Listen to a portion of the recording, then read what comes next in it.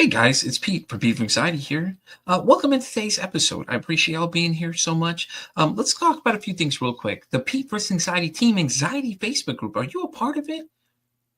You're not? What are you waiting for? The link's down here in the description down below, or go to Facebook and search Pete vs. Anxiety. Then look for the Team Anxiety Team page and join it today. Why not? You can join and help. It'll be great. Yeah, like right now. Hurry up.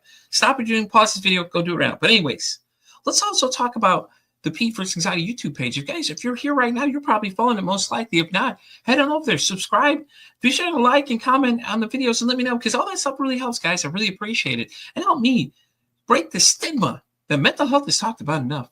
But anyways, guys, let's get in today's episode. I'll have a great one. Thank you so much again. And as I always say, don't ask how your day is. Ask how your mental health is today. Welcome to an exciting episode of Pete vs. Anxiety here on the Oracle Talk Radio Network. My guest today is an Integrative Energy Practitioner specializing in EFT/tapping for stress, anxiety, and trauma. Please welcome in the one, the only Lauren Fonneville. How you doing? Good. Thanks for having me, Pete. Well, thank you so much for coming. Why don't you tell everybody a little bit more about yourself? Yeah, sure. So I do this thing called tapping. So if you're not familiar with it, also referred to as the emotional freedom technique, or EFT, it's a process of gently tapping on yourself while speaking out loud and acknowledging how you are feeling. And this is a science-backed practice that has been shown to help reduce the cortisol in the body, which is the stress hormone. So that helps reduce anxiety and that feeling of overwhelm. And it's been a real game changer for me personally, and then also for my clients that I work with. So did you always do that type of stuff, or is it something you got into eventually? Because it's always interesting here how people get to where they're at now. Yeah, no, I came out the womb tapping. No. I found this work through my own journey with anxiety and stress, and really trying to find something, a holistic way of managing my anxiety. And so I just started really taking classes in a variety of different healing modalities, and tapping was a real game changer for me. It really helped my body to feel physically calmer. And it, at the time, for me, when I would get really anxious and really stressed, that would come out as physical pain in the body. I have TMJ, and so my TMJ would act up and my jaw would get locked and feel really tight. And tapping helped to relieve that physical tension in my body. For the listeners, what is TMJ exactly? You might want to explain that to them a little bit. Yeah, so I should know exactly. It's something mandibular, whatever. It's like a jaw issue. She's like, I should know what this is. I have this. I should know what it stands for, but yeah, but TMJ is basically where what would happen to me is that my jaw would lock. And I would feel all of this tension in my jaw, in my shoulders, Ouch. in my neck. Yeah, all of this tightness. It was very, very uncomfortable. So, things that I did to try to mitigate the pain was I went to the dentist and I got a night guard, because, a lot of people clench teeth, and I'm one of those people at night. Yeah. They say to try to avoid hard, crunchy foods. I was trying to do that. Massage, rather than peppermint oil, like all these different things to try and release the stress in the body. Yeah. And tapping was something that really, really helped me with that. Well, it's awesome, though. I mean, it's always interesting, like I said, to hear people's stories of how they get to certain places, because you don't know how many different people say, oh, well, I started in therapy, that end up in the holistic side where you're at, though. It's so funny to hear them all. Like, yeah, well, I started on this side, then I decided to go over here to holistic. And I was just like, I kept hearing that word in the beginning before. And then I met somebody that had explained it to me in a better level. That I found out that I'm energy sensitive. So now I understand a lot more things. And ever since then, I've been on this journey to learn more. So I invite guests like yourself to come on to tell me more about these kind of things, because I'm so fascinated by it. Because I'm like, a lot of things didn't make sense until this point. Like now I can sense people's energy. I always thought it was like a spider sense. I'm a huge nerd, so I use a lot of kind of nerd-like little comment things like that. Like I got spider senses tingling. Like I could tell when somebody gets close enough to me, I could tell if I like people or not. And I know it's weird to some people when you say that, but even when I'm doing my scheduling people, like I go to the schedule, and if I see the profile, I'll get a feeling there's a reason I need to talk to this person. For some reason, it'll just keep irking me to do it. And that was what happened to the person that was here at 10 o'clock. She and I had we're emailing back and forth. And I was like, I know she invited, came on the show, was supposed to be the show, something happened, but for some reason she just kept reappearing. And we had an amazing conversation. So, you know, it was that sense I kept going. It's just everybody I've talked to about it, we're like, oh, like, just trust your sense. You know, if you feel like it doesn't feel right, just don't do it then. And that's really how I've been doing it though. But I've always wondered about that because I was like, man, I had this weird sensation. I'm sorry, I'm not allowed to call it weird anymore. I had a guest that told me I'm not allowed to call it weird, but I had this sensation, this feeling. It was unexplainable to me at first. Like it was like I could sense somebody was there, but they weren't there. You know what I mean? Like that, you get that presence, like you feel somebody's there, something's there, and I'd like it only happened at night at first to me. Like I'll be home alone by myself, spend a lot of time by myself, anyways. But I had shot across the room, turned around, looked back, like I thought somebody was chasing me, but I could never explain that weird feeling I had. And it turns out that that I'm just energy sensitive because I could sense the energy around me. I could feel it. And that's that feeling. I started getting that feeling around like 18. I started feeling this real weird tingling sensation thing. And then it's like, now it's like when I get close to people, I know within the first few seconds whether I like them or not. Mm-hmm. I can feel their energy. I can feel like it is. If I start getting nauseous, then it means like, I don't want to be around this person for some reason. I won't know exactly what it is, but that energy it's giving off is just so toxic to me. I'm just like, oh, you know, and I'll know that based on my reaction to what it is, you know. And then on the other thing too is I'm really good at reading people's emotions too. Like I can tell you based on how you respond to me a lot of times, I can tell exactly if something's up. So all these people that I interact with on a daily basis, I can tell, you know, and I've had it open to a lot of interesting conversations. People are like, oh, how do you know? It's just a thing I have. It's an ability to connect with people on a strange level. I don't know what it is. I can have a conversation with anybody, but I could tell you that if there's something wrong, I usually can read the emotion of people and say like, hey, ask them like, hey, listen, are you doing okay? And like, yeah, no, are you really doing okay? Not just, hey, how are you doing? Like, hey, how's your mental health is what I usually ask people though. And it's for that reason, because a lot of times the answer you get is a lot different than versus, hey, Lauren, how you doing? You're just like, okay. You know what I mean? The conversation ends there. You know what I'm saying? So I thought it was so interesting. But ever since then, you know, I learned that I'm an empath and things like that too. So I could feel people's emotions and, you know, and things like that. It's so fascinating to me because it's just like, this is a whole new area. I'm learning new things, and then I'm getting fed all this new stuff, and I'm loving it though the whole time. No, that's awesome. No, and it's so true. And I think because when you don't know what that is, yeah, it feels like this weird thing, or you have like, sometimes there's people that are just like, yeah, I don't like being in crowds. And it's because there's so much energy in the crowd, and they're so sensitive to it. And so it feels really, really uncomfortable. But if you're not really aware of it, it can just be like, yeah, I don't like crowds, but there's a why behind it. Yeah, you know, and it's the same thing with like, you know, when people say they medicate for situations, because I usually don't like big crowds. Like here I can talk to anybody. Most places I can talk to anybody. Before I didn't like crowds, but if you get a couple drinks in me, I'd be the most social person, you know, but I'm usually just real quiet. But it also is like I was the middle child a lot of times. So a lot of times I felt like every time I say something, I wasn't heard, you know. So that's that mentality I adopted as I went on, was like, oh, I'm not really heard. But here, now I have this podcast, everybody's hearing me now, and they're all like, oh, you sound so intelligent, this and that. I'm like, do I sound intelligent, or is this just my thought process I've always had? You know, being the middle child, it's like I see everything differently than you guys saw. My brother was held on a higher pedestal. My younger brother was always babied, you know, and it's that weird, you know, kind of thing you're in between. And it's like this podcast has been a self-discovery of just different things, because when I met my wife, she's the one that turned me on to the whole holistic side of things, like, you know, crystals and crystals having power. And then, you know, tarot cards were interesting too. Lauren, I don't know if you've ever done one of those before, those readings that they do. Oh yeah, I have shit, man. Yeah. You know what I'm saying? Like, it's so crazy how close it gets when they don't know anything. Like, we were dating, she was doing one for me one time when I came to visit her. And it was like, she was so close to what I'm thinking. It just blew my mind. It's like, whoa, hold on. How are these cards picking apart my brain, but nobody else can figure out what I'm thinking? You know, it's the craziest thing ever. It's so interesting though, too, because we had one guest that came on, Lisa Turner came on, and she was like, she was doing a reading with the Oracle cards or whatever. And she was taking them out, doing them and doing the shuffling thing. And then a couple fell out. She said, oh, look, a couple fell out. And I was just like, okay, this is weird, because, you know, it's like it's happening, and it's like, this is so cool, because it's like, whoa, what is going on here? Yeah, no, I love the I do a lot of angel cards, and those two. I've heard those two. What are the difference between them? Like angel cards? I hear that term too. What does that exactly mean? Yeah, well, I actually have a few here. There's like different angels that have messages. this is like an Archangel Gabriel, who's the messenger angel, and Archangel Raphael, who's the healing angel. And so there's different types of message, so just different types of decks. So do you use these a lot with your mind shift stuff and things like that? I use them a lot with my clients. I usually incorporate them into sessions. I oftentimes will do it either at the beginning of the session or the end of the session.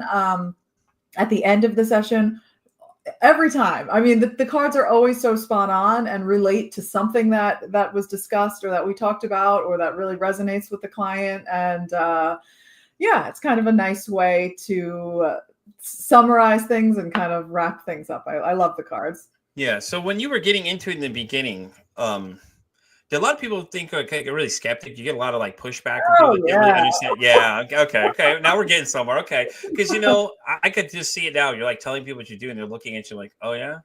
What is that? Yeah, like that look, that side eye look you get like, oh, what is that? Yeah. But you know what? Even close friends that I had told, because in the beginning I had gotten into Reiki, which is a form of, Japanese energy healing. And I definitely got the side eye. And I remember telling close friends and them laughing and me, really being like hurt by that. And they didn't understand it. And now, like years later, they're like, oh, it's so cool that you really, followed your passion and, you're doing what you love. And I think more so now things are more accepted, or maybe I think a lot of people are turning less of a blind eye to holistic now that they don't like traditional therapy. And, they're finding that a lot of it's just treating the symptoms, not the actual problem.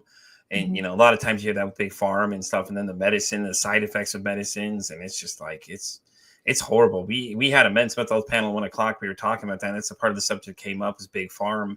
And it's so interesting to hear people's different reactions, because it's like they're just throwing all this crap at you and just, and it's not sticking anything. But my buddy Josh, who runs a podcast called Let's Get Chatting, he was like, I don't take medicines like that and stuff like that too. And I'm like, I don't blame them though. Think about all those side effects of everything they give you. They give you more problems than you want. Antipsychotics that are making you hear voices that shouldn't be there, that are there. It's like, if you listen real carefully to that real low voice that comes in, some side effects will be, and then just start listing them off. It's scary. Yeah. But now that, thankfully now that a lot of people are doing holistic healing, a lot of that's coming through more now, because I'm running into more people that are holistic healers. Maybe it's because the universe is putting them in my path for that reason, because I feel like I resonate more with that versus actual pills. Because I've tried anxiety medicines. It was not a fun experience. The one I had, I was taking it. I felt like I was going to have a heart attack, and I'm standing there. My heart's racing 1,000 miles an hour. And I'm like, yeah, I don't think this is what it's supposed to be doing for me right now. This isn't supposed to make the problem worse. We got to fix this problem with anxiety. Yeah, it's all about, figuring out what makes you feel good, and what makes you feel good is probably going to be different than from the next person. And so I think it's just really about following your gut and your intuition, and trusting that, like, if you have a feeling like, yeah, this particular thing is not right for me, even though someone else might be telling you that, yeah, this is the thing, that changed it for me. It's all about trusting yourself and listening to yourself through the process of healing, I think. And like that idea of I don't like ever, using the word healer, like, oh, I'm a healer. It's more like, I am someone who guides you on your healing journey, that, like, we are all our own healers. And it's just about figuring out what makes you feel good, and knowing that we all deserve to feel good. And I always tell people, if you're intrigued by an idea, whether that's like you read an article about something, or you listen to a podcast, and you're like, oh, that's interesting. And especially if it keeps showing up in your world, there's a reason for that. And there's a reason to go check it out. And like I said, that's what happens to me, is it keeps showing up. It keeps showing up. They keep coming back to me. And I'm just like, oh, this is so fascinating to me. So, and speaking of tapping, I know that you use it for anxiety, but what other ways can you use that for? Is there other things that's good for? And, I know there's a science that's behind it. And then my second part of the question is, what is the science behind that? Yeah. So there's a lot of different conditions that tapping can help with. So it can help with anxiety and stress and overwhelm, like we were talking about. It can also help with reduce physical pain. It can help with limiting beliefs. So thoughts like I'm not good enough, or I can't do this, things that really feel true. It can help you to get to the root of why you feel that way, and so that you can begin to shift it. It can help with cravings. So whether it's, food cravings or cigarette or whatever it may be, it can help to reduce those cravings. And I know that when I was introduced to this, I thought that was wild. Like, I'm like, how can tapping on yourself and talking out loud help you do, feel better in all of these different areas? But yeah, a little bit of the science of what's happening in the brain. And I'll do this. I'm a very visual person, so I always like to do this demonstration. So if we pretend that my fist here is my brain, and this part of my hand, my knuckles here, is the prefrontal cortex, this part of my brain. This is where we make our good, sound decisions, right? So information comes up the brainstem to the prefrontal cortex where we make these decisions. Now, when we are dealing with chronic anxiety, chronic stress, chronic overwhelm, all of that, what happens is information's coming up the brainstem to try to get to this part, but we're going to pretend my thumb here is the amygdala. And so that alarm starts going off, right? That's the alarm center in the brain. When that alarm center is going off, and that part of the brain is there to protect us, right? That part of the brain is there for those situations where you need to fight back, where you need to protect yourself. But that isn't the case when we're talking about chronic anxiety and stress. So this alarm is going off. Now this alarm is going off, and when the information's coming up the brainstem, it can't get to that prefrontal cortex because this alarm is going off. So when we're tapping on the points, a message is being sent to the amygdala, and it's saying, hey, amygdala, this is not a life or death situation. We don't need to be in flight, fight, or freeze. And slowly it reduces the amount of cortisol that's being produced so that the prefrontal cortex can come back online. So now you can begin to think more clearly again. Because when this alarm is going off, you might even be saying out loud, like, I can't even think straight. Like those moments where you're so overwhelmed and you're so stressed out, you're like, I can't even think straight. And you literally can't, because you can't access that part of the brain because the cortisol is being sent into the body. So this is a way of telling that alarm, hey, we don't need you right now. You don't need all that cortisol. And it calms it down. So it brings you back to a more grounded state so that you can think more clearly and calm. And, that's how we all want to be making our decisions, from a more grounded place. Yeah, that makes perfect sense. I mean, it's just crazy though, because, people go, oh, there's any negative side effects to this? And you're like, probably not. You're just happening, dude. What do you mean?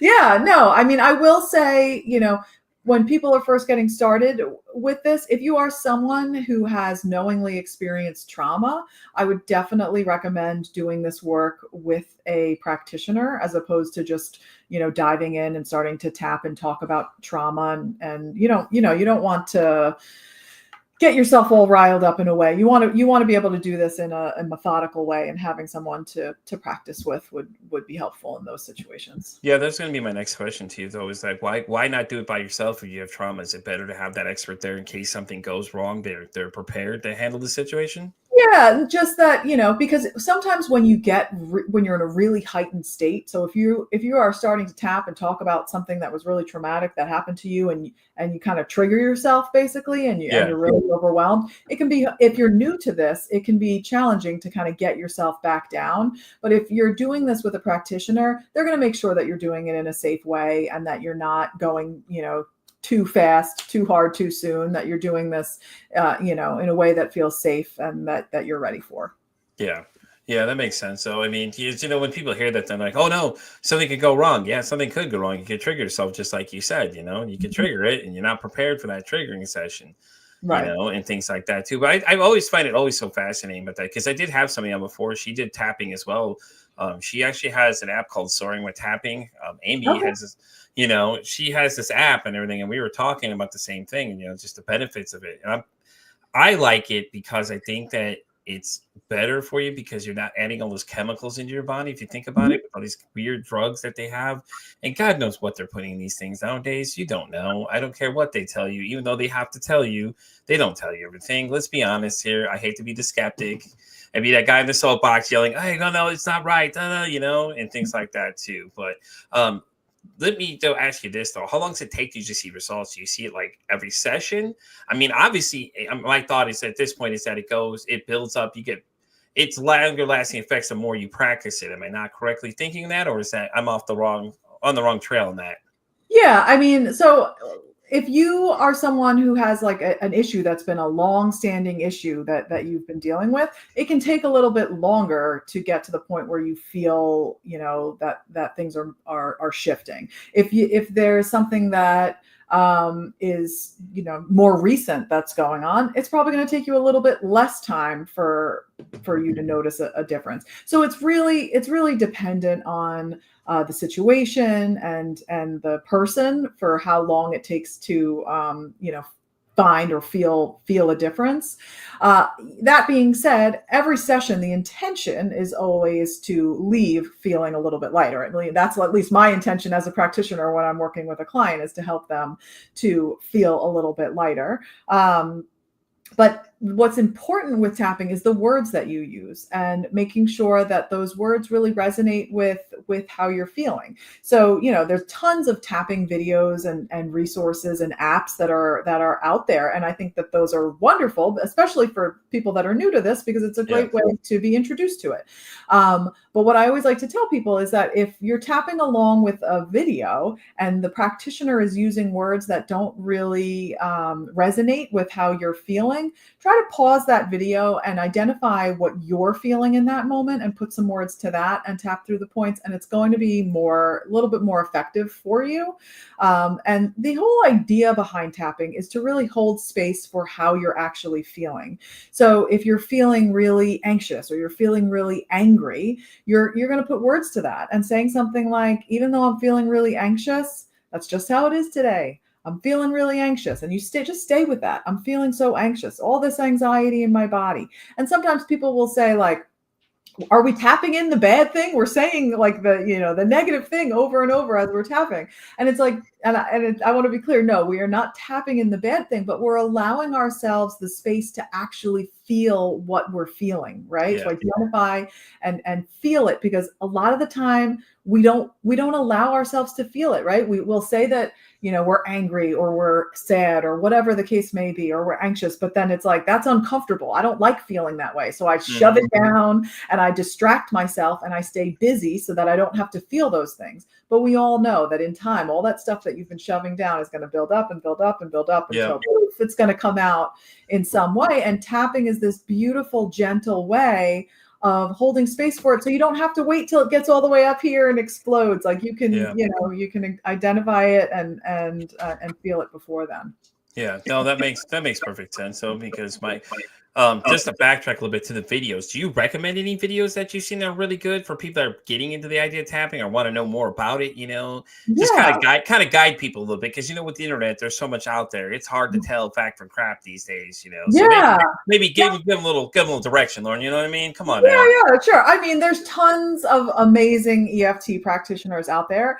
I will say I do have a YouTube channel, so there we go. See? You can go to my YouTube channel and I have hundreds of videos on there, so tap on a wide variety of topics. But you can always find the practitioner that works for you. So you can put in YouTube and just say EFT tapping and anger, EFT tapping and sadness, whatever it is that you're dealing with, and see what videos pop up, and maybe listen to a few different practitioners and see who's kind of more your style. I will say this: if you are working with a practitioner, or maybe you come across a video and the vibe is more like, okay, we got to dive in and we got to relive the trauma and we have to get to the root of this, like someone that's really pushy with it, I would say look elsewhere. It's important that this really goes at your own pace and that you never feel pushed into the deep end to have to say anything or do anything that you don't feel comfortable with. This should be, an easy, slow going process that moves at the rate that you're comfortable with. Yeah, I think that makes sense too. I think it's great advice, because some people that works for people like that, other people it doesn't work, and it's back to your point of, make sure you do what feels good at your pace, not what everyone else is doing. This isn't a sheep-like mentality. This is you. You have to put yourself first.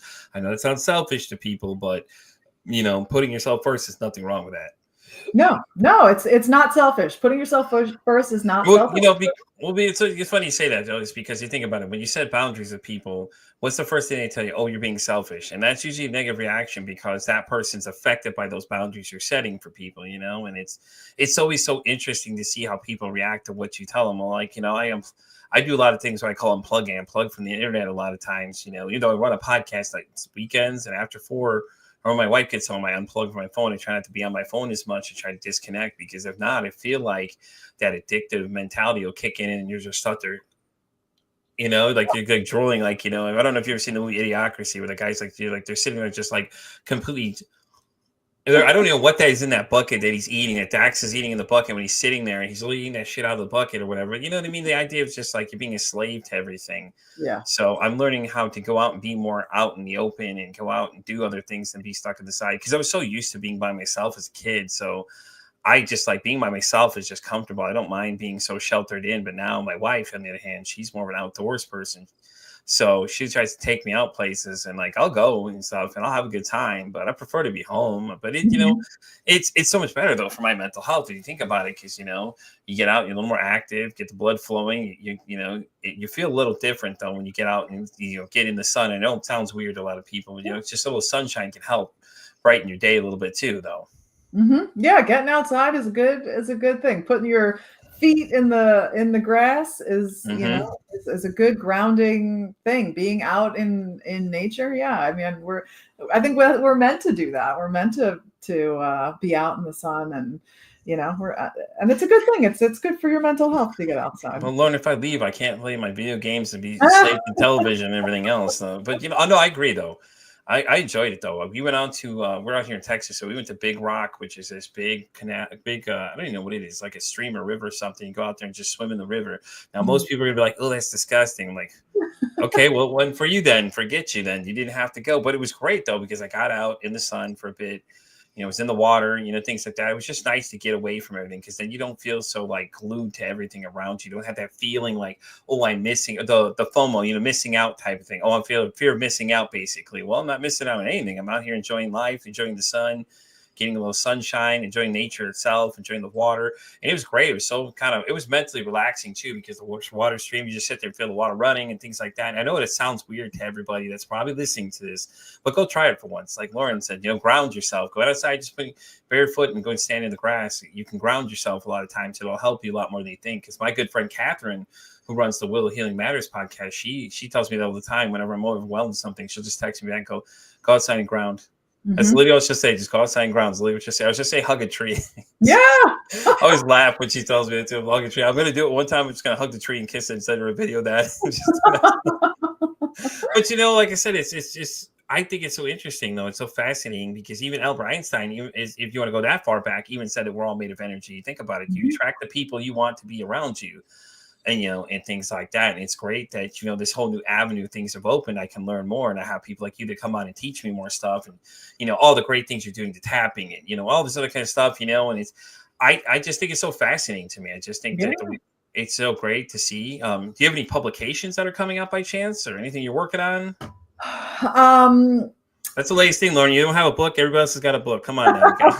I do not have a book. I would love to write a book. It's in the, it's on the bucket list. It's on the bucket list, guys. Here we go. Okay. Do you know what the topic would be? Do you have any idea what you want to go with it first? Probably my own journey, just to like finding all of this work and everything I've memoirs are great. Listen, I've read a couple of great memoirs. There's Larry Volts. I read his Magical Mind Shift. That was a really good one. I got a chance to read. The other one I read was a breast cancer memoir by Erica Newbert, and it was about how she had a double mastectomy. And it gave you an aspect of the look of what it was like for someone going through breast cancer and things like that. And it was funny. My 10 o'clock guest actually had breast cancer. She was a survivor of breast cancer too. It was funny because I told her, it's like, well, it's funny. I got a book you should check out. And when I told people I was reading this book, the look they kept giving me was just fucking weird looks. Like I'm like, what do you mean they don't read a book about breast cancer? Huh? What? These are other people just staring at you weird. It's like, okay, well, don't read it then. I don't know what to tell you. Miss out. It was a great book. It was great insight to how people think. The actual rawness, you got to see the scars. This woman showed it all. Like she didn't bear anything for you. Like it was rough to look at, And Mhm. it's funny because it's like that with mental health too. Because when you start talking about mental health, a lot of people shut down because they're like, they don't know enough. I think that's what we get to the root of the problem is that people don't know enough and they don't want to know enough. Everybody wants to blame it. Everyone wants to use it as a focal point of a lot of disagreements. Oh, well, they had mental health issues. Okay, well, if you knew they had issues, then why can't you do something about this problem? And I think the answer to that is that we don't have enough access to it. Like, we have all these access to all these medical doctors, but why can't we get the one thing we really need is mental health? Right. No, it's true. And it's so frustrating. And especially with um with COVID Mm-hmm. and our kids, like the next generation, and how much anxiety and stress that they're under, and how difficult it was to find a therapist Yeah. for my kid when they were struggling. And yeah, it's just, yeah. It's horrible. It really is. It's really horrible because I had the same thing. One of my daughters was struggling and I had to call around and ask somebody. I actually found a woman here locally that was here. So normally she doesn't work with children, but they got along. They connected, and I know a lot of people with therapy. It's like sometimes you have to go through a few of them to figure out who works best. And it's Mhm. the same thing with the tapping situation, like you said. You Yeah. have to find somebody that fits what you like. And I think it's scary. It's how hard it is to find these things, And I think the other thing is it's all of these, social media posts and anything. And the interesting fact, though, was me and Dr. Fu Zhang, we were talking. She said that ChatGPT literally told somebody how to kill themselves, if you can believe this. Oh She my said she was doing God. a study. She said these people are depressed. People can make these jokes, but ChatGPT was their therapist. And I was like, oh, God, that's a bad decision. AI doesn't have the same thought process as a human mind does. So there's your first problem. Second of all, she said that she did during her research, she found that people that were typing about suicide, that ChatGPT was suggesting ways to commit suicide for these people. And Dr. Fouché was like, yeah, I have an AI feature on my app. And let me tell you, we don't allow that kind of shit to happen. That's the kind of thing Oh, we don't. She's like, that was her biggest fear, was that she's like, she brought that up in the conversation. I was like, what? She's like, yeah, she said it was really interesting because she said that that's what it was telling people. And I'm like, well, first off, why are you using ChatGPT as your therapist? I mean, the answer obviously again is that they don't have enough access to it. What's the next best thing? They're gonna go to TikTok and be there. That was the other one, TikTok. She said TikTok. I was like, oh God, please stop saying TikTok. terrifying. That is terrifying. Oh, like, Oh, please stop. TikTok is not, these people don't know. Like, I get people like to share their experiences. I think some of these people try to share a little too much and they're like trying to tell you what to do. Unless they are certified, don't listen to them. There's so no. many great people on there I know that are certified coaches and things like that. But that's what she was telling me. She's like, people are using these as their ways to go. And she said, when she designed her app, she said that she was working on the AI to make sure it couldn't give out that kind of information though. But I was like, that's scary though. Somebody Yeah. that's suicidal is talking to ChatGPT and ChatGPT is telling you how to commit suicide. Oh no, please stop. No, it's You got to awful. stop this now. That's terrible because like, what if they fall through with it? Then who's responsible for that at the end of the day? That's horrific. That's You know horrific. what I'm saying though? It's just crazy, and it's so worrisome because like think about in 10 years where we're gonna be if we don't do something about it now. We don't start these conversations sooner and younger. How old's your daughter, by the way? Yeah, so I have two. I have a son who's 15 and a daughter who's 13. Do you And talk to them openly about mental health? yeah, and we do. And they know a lot about tapping and Reiki and all, sound healing. So, we have a pretty open conversation just You, because of you the want way. you want to know a scary fact though? I found out from a good friend of mine I met interviewing on this show, Mr. Whiskey.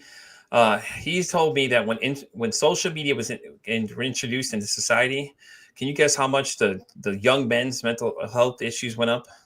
Oh, 20%. wow. It was Yeah, I scary. mean, Young men, particularly. So right where your son's age, kind of maybe yeah, younger than that, but it was just it makes sense. I mean, I also think, when I was his age, it's like I would have my friends over and we would hang out and we would talk, right? yeah. Like we would just like hang out and talk to each other. But these kids are always like nose in the phone. They Hmm. don't have the social skills to just hang out in a room and talk to each other. And it's like, oh, he's like, this idea like, oh, well, we have nothing to do. So my friend's going to come over and we're going to just play video games. I'm like, no, you can talk to each other, like, and it's like a foreign concept. And I just feel like all the technology is doing so much damage to Hmm. next generation because they've just grown up with, iPads and all of that since Yeah. I grew up with.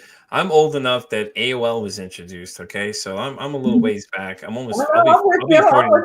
I'll be 40 next month. In case anybody's wondering, I'm be 40 next month, and I can tell you that AOL introduction was the first thing ever you had to the internet. Think about it. It was the only way to message your friends and things like that, or call them on the phone. Now you have, God, you can't even begin to list them. It's just insane. Yeah, all the way down to Twitter. There was a video that I recently saw of, like, you know, how you would have the house phone with the long wire that you would like take into the closet to talk to your friend, you know. And it's like, now these kids are just like in their room on their phones, texting, doing what, you know. And so it's just, I mean, that's what it's important for parents to kind of be looking at their social media and looking at their texts. And I want you all to listen to what she just said there. Okay. And this is a really good point Lauren just made. You need to look at what they're saying on social media, because I think that's where we as parents fail sometimes, is we don't pay attention enough to what they're saying. You know, with these kids committing suicide and things like that, and being bullied online and the cyberbullying, it's like we don't pay enough attention. We give them a phone, we give them a pad, we give them a tablet, and like, oh, here you go. We don't interact with them from there. And that's about as far as the interaction goes sometimes. And it's scary, because now they become a slave to whatever they're watching at the time, you know. And God knows what they're watching these days, especially if you don't watch YouTube. Be careful on YouTube. You can find some pretty interesting things going on that they probably shouldn't be watching. And you know, that's the scary part, is that, you know, that one, social media doesn't censor itself. They should technically really be really careful about who they're allowing to come on and things like that too. I know kids lie about it, their age a lot of times, and they get on TikTok a lot of times too. And it's just harder though, because, you know, you get those people that go, oh, light bulb, the little kids here, let me go ahead and start saying some nasty things to them because I think I'm cool, kind of thing. Because me and my wife, we played video games online here and there. We had a situation where a little kid was playing with her one night, and I was at work. And she told me about it. Said, yeah, this kid was on there. This guy told him to go kill himself. And I'm just like, oh, geez. So I decided, okay, cool. I got you. You like to pick on little kids? Let me go pick on you then. Okay, I got you. All right. So I went and bullied this guy back. And he told me he was going to come shoot me, come kill all my family. I was like, ooh, a little angry are we now? Okay. You know, and it was just like, the point of the conversation was, it's like, I heard you like to pick on little kids. And it's scary, you know, because these kids can't go online, just like you can't go outside now. If you think about it the same way, you can't go online without somebody there doing something weird. Like Roblox had the predators that were secretly in disguise doing these weird house party things where they're all jumping on the beds and, you know, things that you would never think of anything of. You know, they're on there messaging your kid, telling them some weird things. Like, you know, I had a situation with a friend of ours. Her son was texting his home address to people. I was like, no, you're not. I'm like, no, I think you might want to get your son. He's over there texting people your home address, and the mom just. You know, but it's scary though, especially kids, because you got to really careful of that, because it's the bullying aspect has just gotten out of hand now, because now you have to worry about them getting bullied by somebody else. And it's not even kids anymore. It's grown ass men are getting on there saying these horrific things to these poor kids, telling them to kill themselves and things like that. And just really traumatizing these poor kids, because they don't think this is how interactions should go.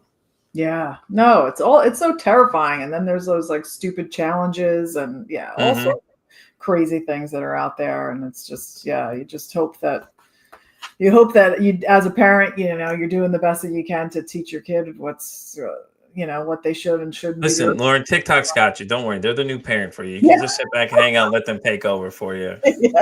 Yeah. We were talking about that though on our panel, you know, because that was one of the discussions that came up with social media about the things that kids see and interact with and things like that. That's the scary part, because these mental health videos are going around now. There, people like these girls are calling it, making a mockery of it. Just in general, I think just in general, it's sad that this is happening, because younger generations are seeing it, and then this younger girl appears, and then she starts talking too, and I'm just like, oh God, please stop, stop, because you don't know what other kid is seeing this.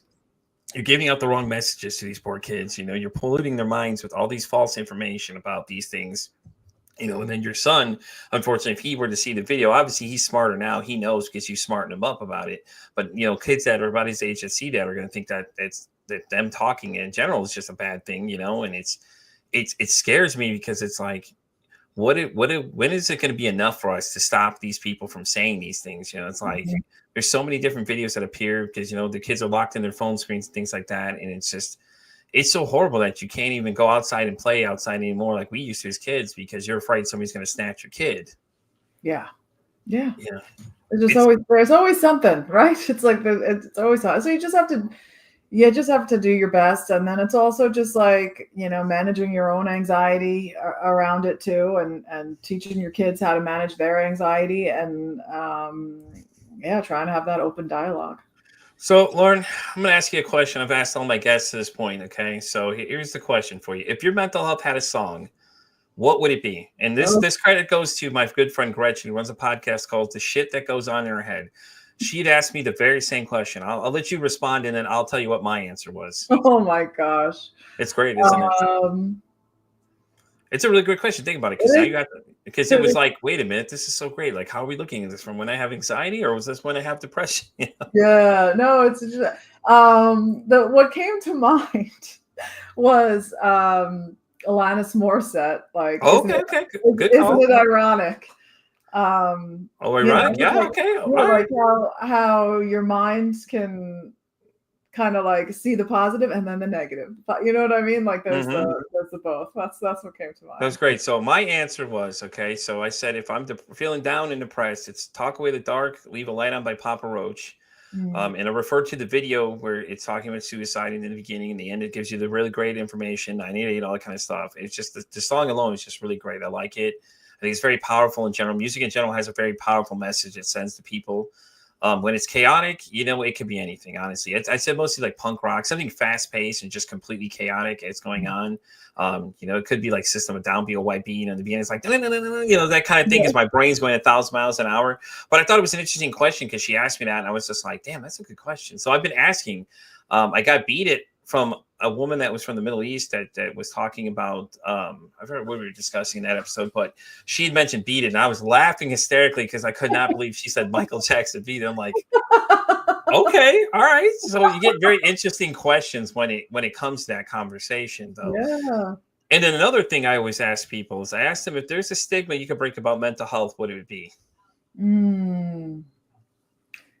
Yeah, that like, anything you can think of, the most thing that irritates you the most that you hear when you hear mental health, what is the most irritating thing that you're just tired of hearing people say that's just so misled? Yeah, that people like think that they're broken when they need help. No, you don't. You're not broken if you're asking for help. Like that's a really strong thing to do. And just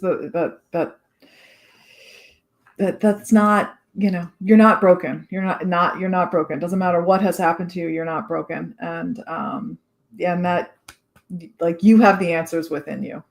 Yeah. I think it's really powerful too. I think it's a great message. I think a lot of people feel that way though, it's because that's what society tells them to think. Yeah. And I think it's scary that's the problem, that we listen to society versus listening to ourselves at first about a lot of things, or we start going online to look for help, and then you find the wrong help is waiting there for you, or you find that narcissistic person who's waiting to feed on you.